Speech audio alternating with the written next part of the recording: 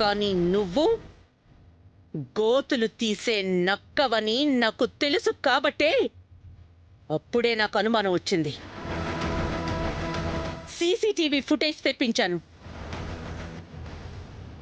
ఇప్పుడేమంటావు?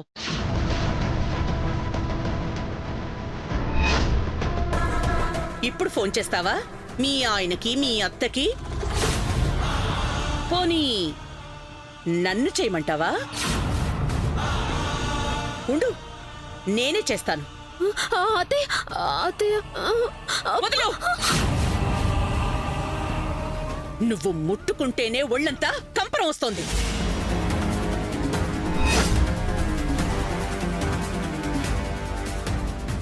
ఎప్పటికప్పుడు ఎంత ఓపిక పడుతున్నా నువ్వంతగా చెలరేగిపోతున్నావు. ఎందుకింతలా దిగజారిపోతున్నావు? బయట వాళ్ల ముందు మన ఇంటి పరువు తీస్తావా? నువ్వనుకుంటున్నావు నా పరువు పోతుంది అని. కానీ ఇల్లు అంటే నేనొక్కదాన్నే కాదు, అందరం, మనం అందరం. ఏమన్నావు? నేను కొట్టిన దెబ్బ ఎలా ఉంది? మీకంటే నేను 2 ఆకులు ఎక్కువే చదివినట్టున్నాను అనే డైలాగులు కూడా కొట్టావు. నువ్వు చదివిన ఆ 2 ఆకులు దేనికి? జీవితం నాశనం చేసుకోవడానికా? ఈ వీడియో ఇంట్లో అందరి ముందు బయట పెడితే నీ పరిస్థితి ఏమవుతుంది? నేను ఆల్రెడీ చెప్పాను, నువ్వు ఎన్ని తప్పులు చేస్తున్నా భరిస్తున్నాను అని. శృతి మించితే భరించడాలు ఉండవు, దండించడాలే ఉంటాయి. అది మాత్రం ఇప్పటిలాగా చెంపలు వాయించడంతో సరిపోదు. జాగ్రత్త.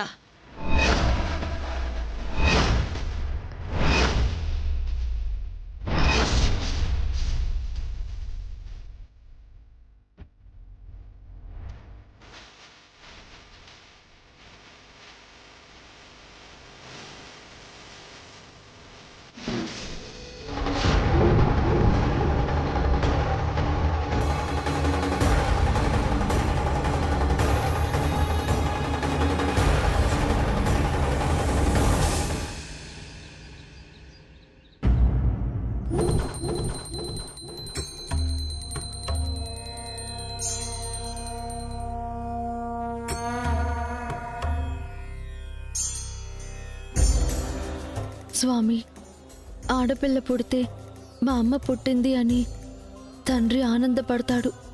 పిల్లలకి పెళ్లి చేసి అత్తారింటికి పంపించిన తర్వాత అక్కడ సుఖంగా కాపురం చేసుకుంటుంది అని ఆ కన్నవాళ్ళు ప్రశాంతంగా గుండెల మీద చేయి వేసుకుని నిద్రపోతూ ఉంటారు.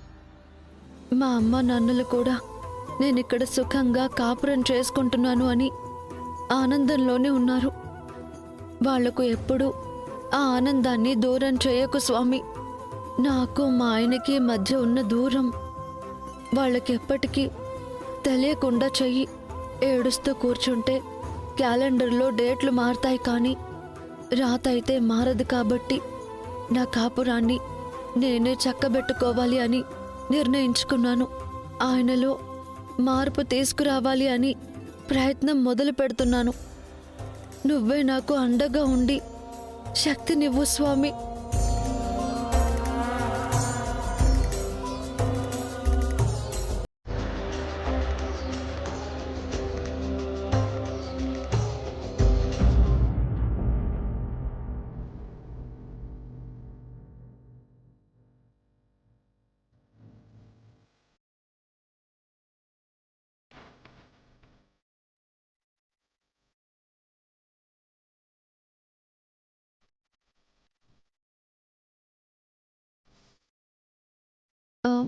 ఏవండి ఏవండి మిమ్మల్ని. నాకేం చెవుడు లేదు, వినపడుతుంది, చెప్పు.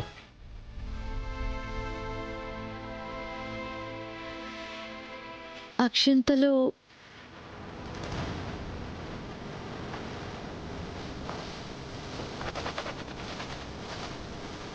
దేనికి? ఇప్పుడే పూజ చేశాను. చీప్గా 2 లక్షల రూపాయల చెక్కు దొరికింది స్వామి. మా అత్తయ్యగారి మనసు మార్చి ఈ ఆస్తి మొత్తం నా పేరు మీద రాసేసేలా చేయి స్వామి అని చెప్పి మొక్కుకున్నావా?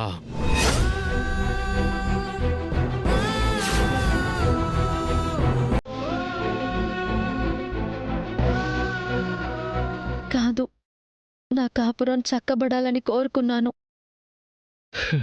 కాపురం, నీ కాపురం గాలిగోపురం అని నీకు తెలీదా? చూసేవాళ్ళ ఆనందం కోసం. ఏ నాటికైనా మీ మనసు మారుతుందని, మీరు నన్ను అర్థం చేసుకుంటారని నమ్మకం. అది ఎప్పటికీ జరగదు. ఇష్టాలనేవి ఎప్పటికీ మారవు. ఈ మాట మాత్రం అబద్ధమండి. చిన్నప్పుడు మీకు స్వీట్స్ అంటే చాలా ఇష్టమంట అత్తయ్య గారు చెప్పారు.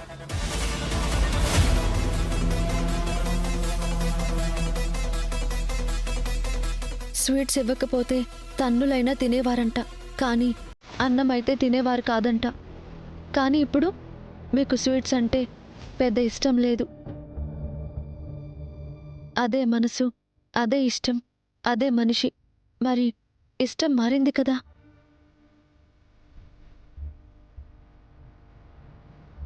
నీ మాటల గారడీలు నా దగ్గర పనిచేయవు.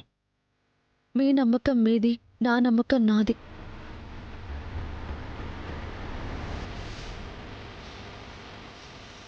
దేవుడి దగ్గర పూజ చేసి తీసుకొచ్చిన అక్షింతలేగా, వీటిని తల మీద వేసి ఆశీర్వదించాలి, అంతేగా?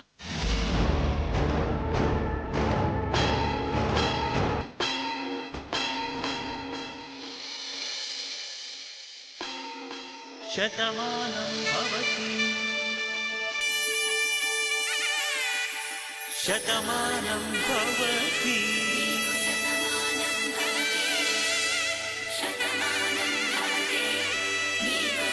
పూజ దగ్గర వేసిన అక్షింతలు నేలకేసి కొట్టినందుకు ఆ దేవుడు నన్ను శపించినా పర్వాలేదు. కానీ నువ్వు ఎక్స్పెక్ట్ చేసింది మాత్రం నా దగ్గర నుంచి దక్కదు.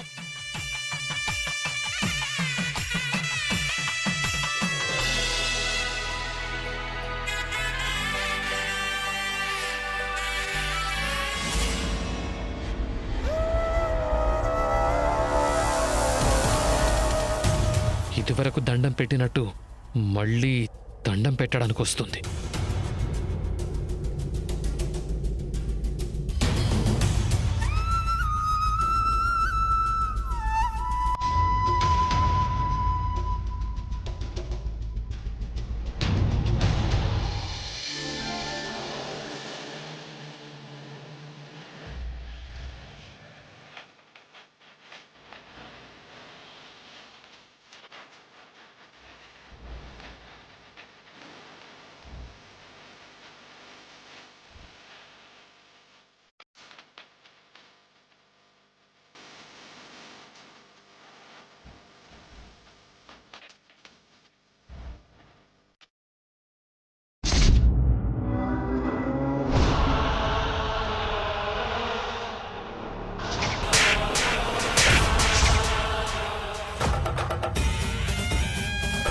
నన్నే చెంపదెబ్బ కొట్టావు కదా, చెప్తా.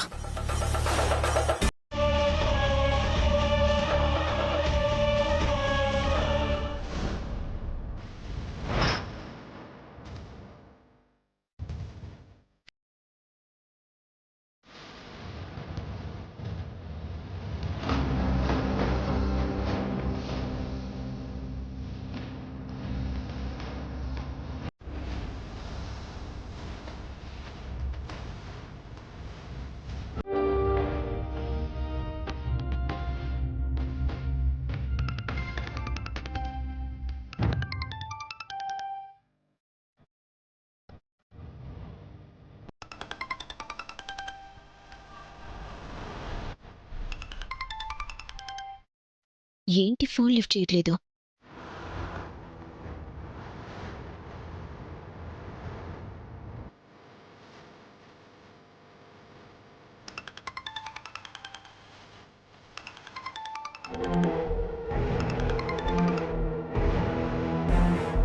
ఎన్నిసార్లు కాల్ చేస్తున్నారేంటి? ఏదైనా ఇంపార్టెంటా? అమ్మో, ఆయన ఫోన్ మాట్లాడితే కోప్పడతారేమో. అన్నిసార్లు కాల్ వచ్చినా లిఫ్ట్ చేయలేదని తిడితే.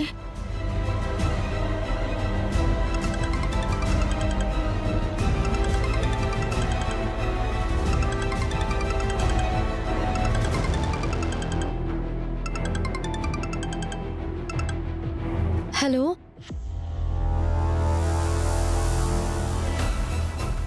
హలో దర్శన్ బాబు. ఇంట్లో లేరండి. నేను ఆయన భార్యని, శరణ్యని మాట్లాడుతున్నాను.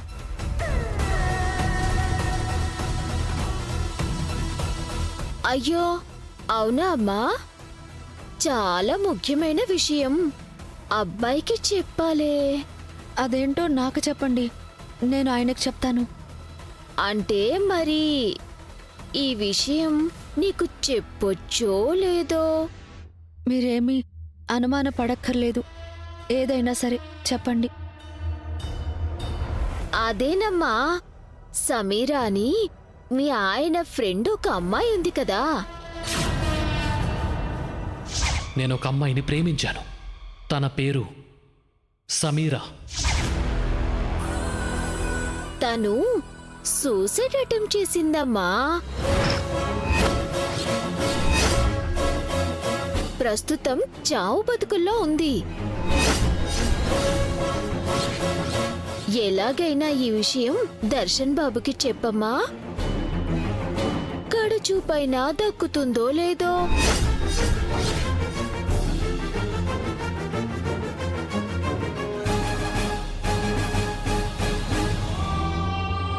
ఇప్పుడుంటుంది మజా. సమీరా సూసైడ్ అటెంప్ట్ చేసిందా? ఇప్పుడు ఈ విషయం ఆయనకు ఎలా చెప్పాలి?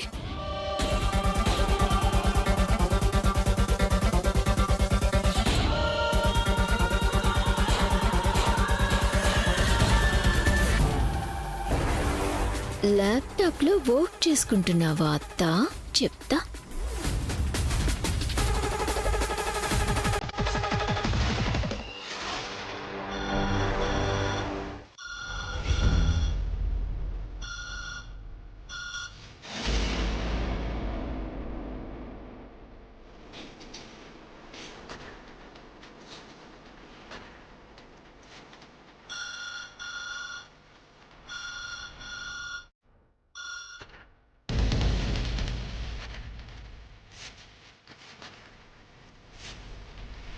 ఎవరు ఎన్నిసార్లు ఫోన్ చేస్తున్నారు?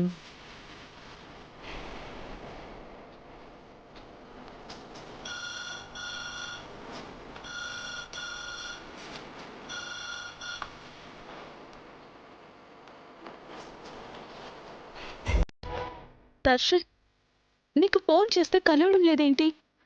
అందుకే ల్యాండ్ లైన్కి చేశాను. నాకు నిన్ను చూడాలనుంది దర్శన్, నీతో కలిసి మాట్లాడాలనుంది, నీతోనే ఉండాలనుంది. ఇక్కడ మాట్లాడుతోంది దర్శన్ కాదు, వాళ్ళమ్మ ఆనంద భైరవి.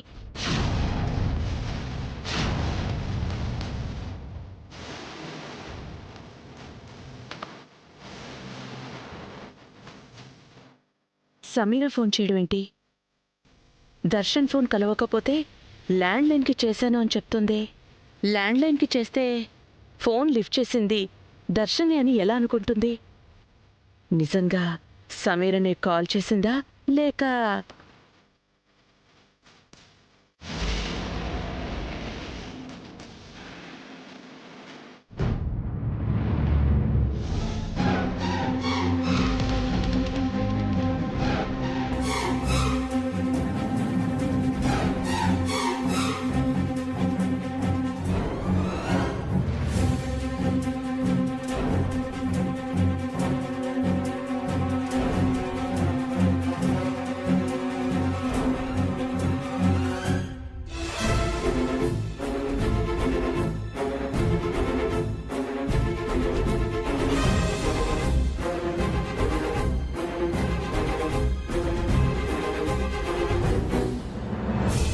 అయితే ఫోన్ చేసింది అనన్య కదా?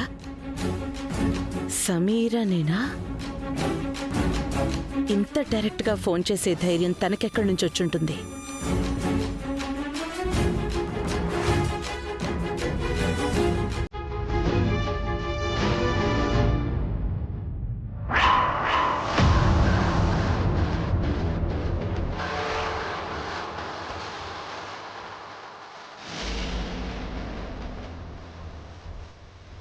నాకు తెలుసత్తా నా మీద డౌట్తోనే నువ్వొస్తావని.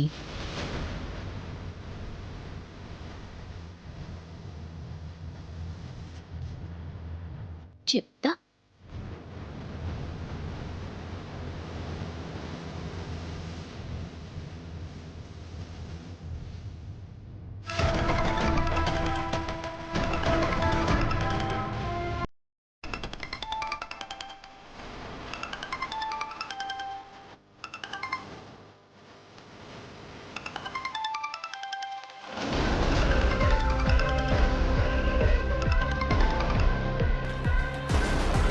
హలో దర్శన్, నేను సమీరాని. మీ ఫోన్ ఇందాక కలవలేదని చెప్పి నేనే ల్యాండ్ లైన్ కి ఫోన్ చేశాను. మీ అమ్మగారు లిఫ్ట్ చేశారు తెలుసా? ఏంటి, ఏం మాట్లాడావు? ఇప్పుడు నీతో మాట్లాడుతోంది కూడా వాళ్ళమ్మ ఆనంద భైరవే.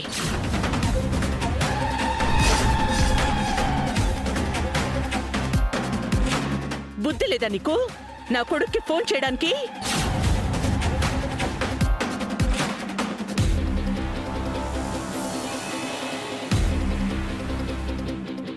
ఇప్పుడు మొదలవుతుంది రచ్చ. అంటే సమీరా ఊరు వదిలి పొమ్మన్నా పోలేదన్నమాట. ఇంకా దర్శన్ని కలవాలని అనుకుంటోందా?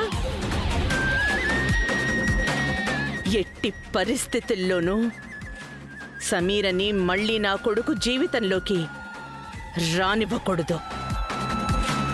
నా కోడలి జీవితం నాశనం కానివ్వను. చెప్తా.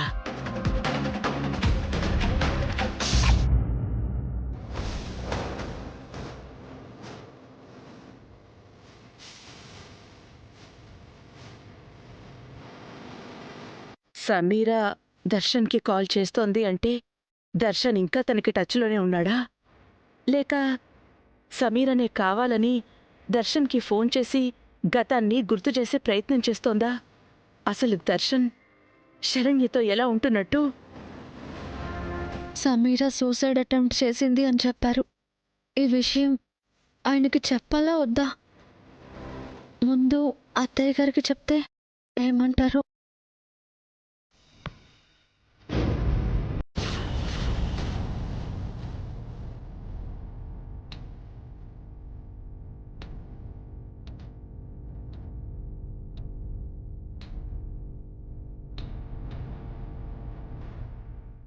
శరణ్య, అత్తయ్య గారు. ఏంటమ్మా ఏదో ఆలోచిస్తున్నట్టున్నా? ఆ, అబే ఏం లేదు అత్తయ్య గారు. నువ్వేదో అబద్ధం చెప్తున్నావు అనిపిస్తోంది. అబ్బాయి నువ్వేమైనా గొడవ పడ్డారా?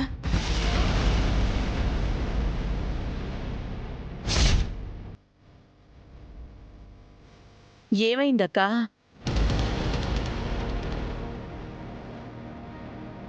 శరణ్ ఏదో ఆలోచిస్తోంది. ఏంటి అంటే చెప్పటం లేదు. ఒకవేళ దర్శన అమ్మాయి ఏవైనా గొడవ పడ్డారేమోనని అడుగుతున్నాను. అక్క, పొయ్యి మీద నువ్వేమైనా పెట్టావా? పాలు పెట్టాను కదా. చూడు, అడుగంటినట్టున్నాయి. బయట వరకు వాసనొస్తోంది. వెళ్ళు. అయ్యో, మర్చిపోయానా?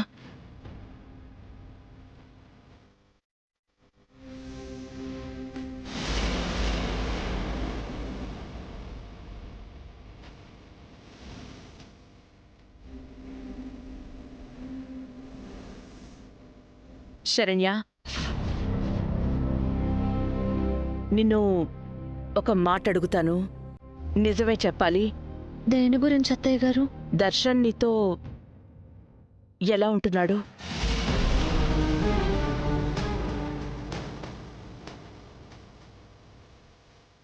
అత్తయ్య గారేంటి ఇలా అడుగుతున్నారు? మా ఇద్దరి మధ్య జరుగుతున్న దాని గురించి ఈవిడికి ఏమైనా తెలిసిపోయిందా? నిన్నే అడుగుతోంది. ఆ ఆ, అలా ఎందుకు అడుగుతున్నారు అత్తయ్య గారు? నా ఆనందం కోసమే నా కొడుకునిచ్చి పెళ్లి చేసి నా కోడల్ని చేసుకున్నాను. నిన్ను సంతోషంగా చూసే బాధ్యత కూడా నాదే కదా. అందుకే అడుగుతున్నాను, వాడు నీతో ఎలా ఉంటున్నాడు? మీ అబ్బాయికి ఏమత్తయ్య గారు, మీలాగే మంచి మనసు. ఆయన నాకే లోటు లేకుండా చాలా బాగా చూసుకుంటున్నారు. నిజంగానా? అయ్యో, నిజమత్తయ్య. ఏమైనా ఉంటే నేను మీతో చెప్పకుండా ఉంటానా? ఉమ్, సరే. సమీర విషయం అత్తయ్య గారికి చెప్పేస్తే బెటర్ కదా. అత్తయ్య గారు, ఏంటి? ఇందాక మీ అబ్బాయి ఫోన్కి ఒక కాల్ వచ్చింది అత్తయ్య గారు. ఎవరో అమ్మాయి సూసైడ్ చేసుకుందంట. ఈ విషయం ఆయనకి వెంటనే చెప్పమని చెప్పారు.